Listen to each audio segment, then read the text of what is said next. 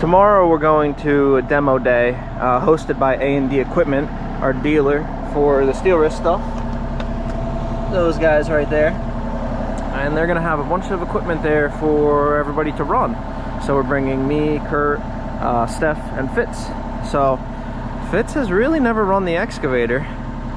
So we're gonna give him a shot here, get him used to running it, so tomorrow he can try out some of the big machines there and at least have a little bit of confidence. So I'm gonna get him up to speed in there. I'll leave the auxiliaries off for the Steelwrist, so it's just like a standard excavator for now. We'll get him used to the controls. Here at our company, I prefer to run backhoe controls or ISO controls. Depends on how everybody you know, wants to classify that. I grew up using a backhoe, so I'm used to those controls. I don't discriminate against excavator or SAE controls. I just prefer the backhoe pattern. This machine is switchable, but we're going to teach him on backhoe because we do have a backhoe, and you know, it's nice when you can cross those two over. So let me give him a rundown in here and we'll give him a shot. So I gave him a quick rundown of the controls to show him what each kind of lever does. Like I said, the Steelwrist is kind of disabled for now, so that's that much less of a variable he has. I told him, you know, the biggest thing right now to be concerned about is because the Steelwrist is so tall. When you swing that stick all the way in and you curl or uncurl the bucket, you can hit that hydraulic guard on that cylinder. I have done that before. It's just you kind of get caught up in the moment, but we're gonna let him just get used to the controls, get used to everything. Then I might bring him in our compost pile and spread some stuff out.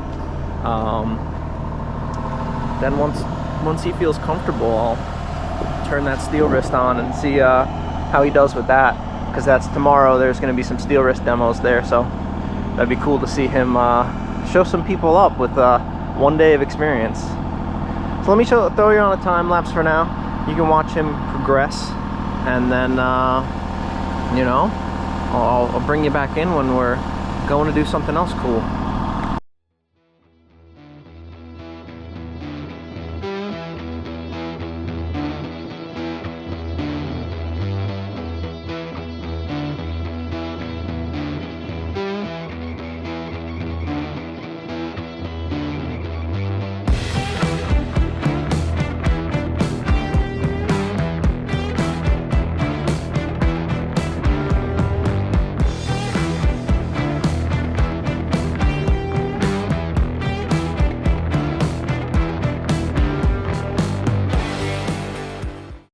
Alright, we're going to give him a little bit of an obstacle course here to simulate like digging in a trench.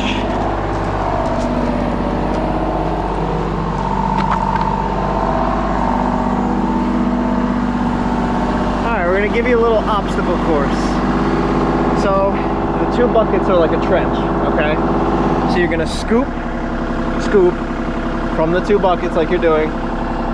You know, as you drag it in, you're going to curl the bucket a little bit to pretend like you're scooping. You're going to pick it up and dump it on the cone, which is your trailer or your pile, and then you'll swing back and do the same thing.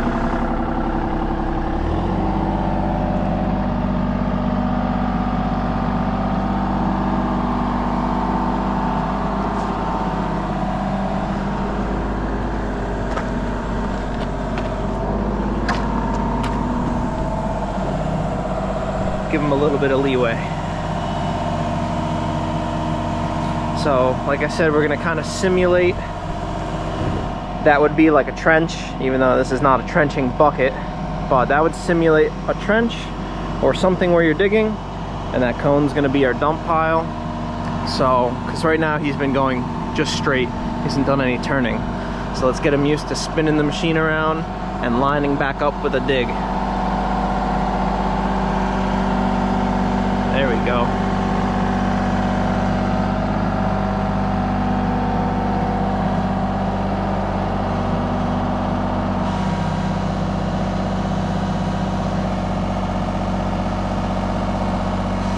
Alright, we'll let him practice with that. I'm just letting you guys go on the time lapse here. I'll actually move you over here so you can see a little better. And we'll get some more shots of him learning. This is cool.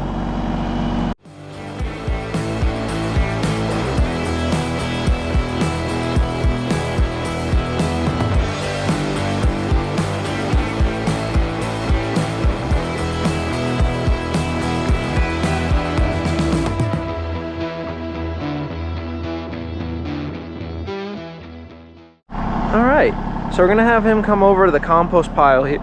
Excuse me, every time I pull the camera out. We're gonna have him come over to the compost pile so that he can start playing around with something that's not just air. So this will be his first time driving the machine as well. Alright, so you're gonna wanna kind of bring those feet forward slowly and evenly. And it's a little weird because it takes a second for it to build pressure. There's a brake, so you'll see. There we go.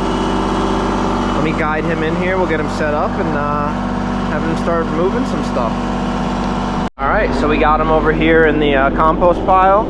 I'll set this camera up as well. And I'm just gonna have him kind of push everything down the hill. And then he'll go forward and we'll do the same thing. And then once he gets down there, he can practice scooping a little bit. So here we go.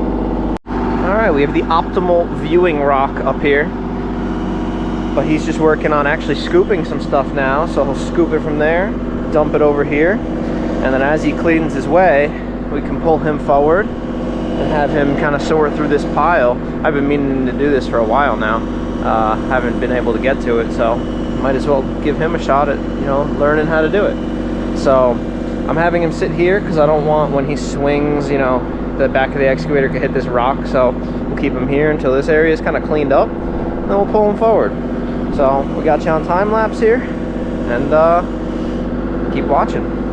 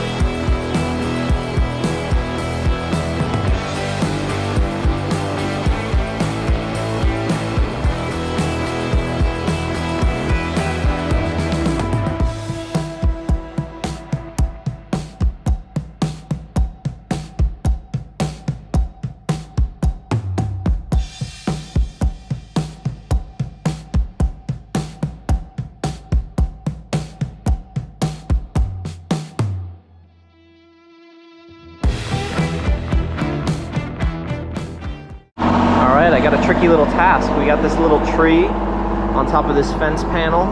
We'll have him try to get that off of there and then scoop that thing up. There he goes.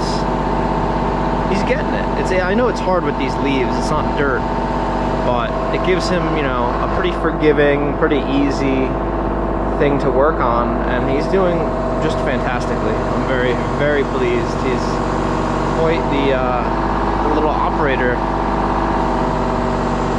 Like he says, he's learned a lot just from watching me do things, and he's kind of like me. He picks things up visually. I learned all my skills either from doing it or watching a lot of people on YouTube. So there he goes. Let's see if he can figure out what to do without me telling him. I think he can. Teach him all about how the different ways to scoop so you get a, you know, a proper bucket. And like I said, it's hard with the leaves. They are not dirt by any means, but it's good practice. He's got the rock there. He's gonna learn. He picks it up though.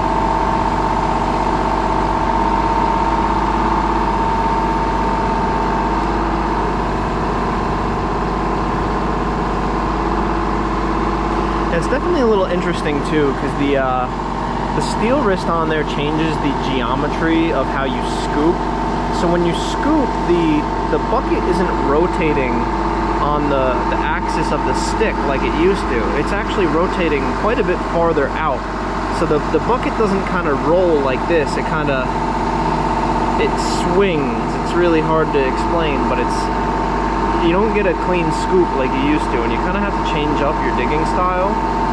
Now, in his case, he's never learned on anything before, so this is kind of how he's going to get used to excavating, and that's fine. So we'll have him play with this, get that picked up, and just keep practicing. That's what we like to see. I told him I wanted him to struggle with the bucket not being able to move to see what it's like to run in a machine without a steel wrist. And now he says he wants it. So I'm gonna walk him through how to operate the steel wrist and see if we can get this picked up.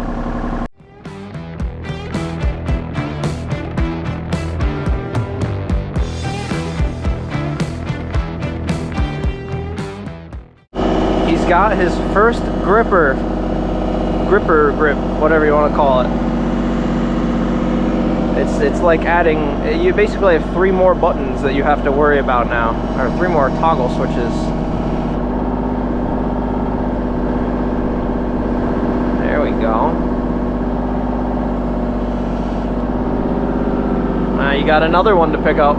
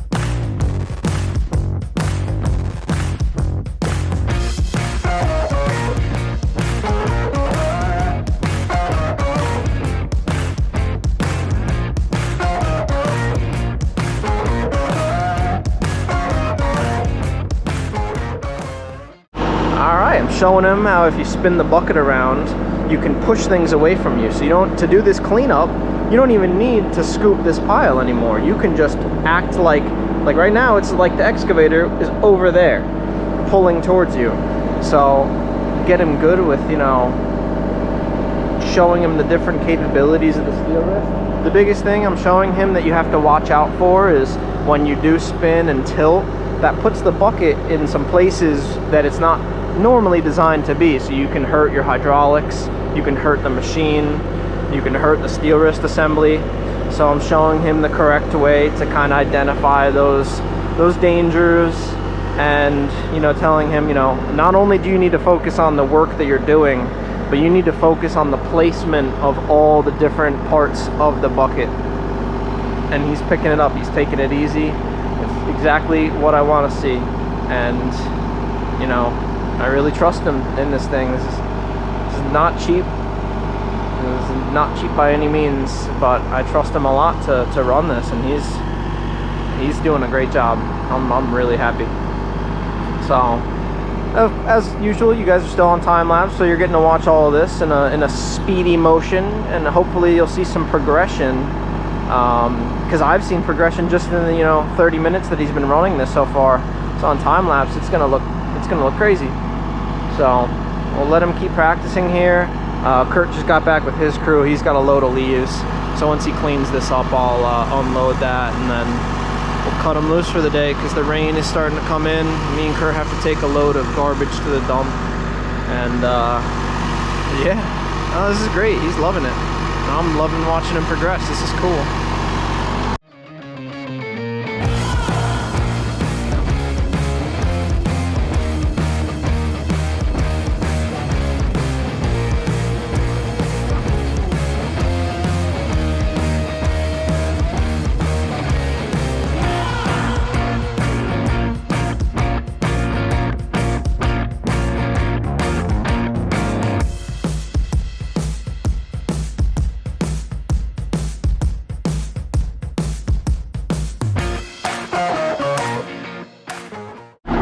Well, Mr. Fitz, how was your first time?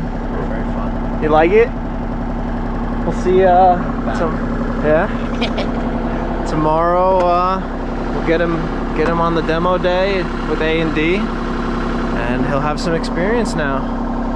So I'm gonna unload this truck, and me and Kurt are gonna do some other things, but that's it on this one. A little bit of a bonus video. Got the master. Alright guys. You know what?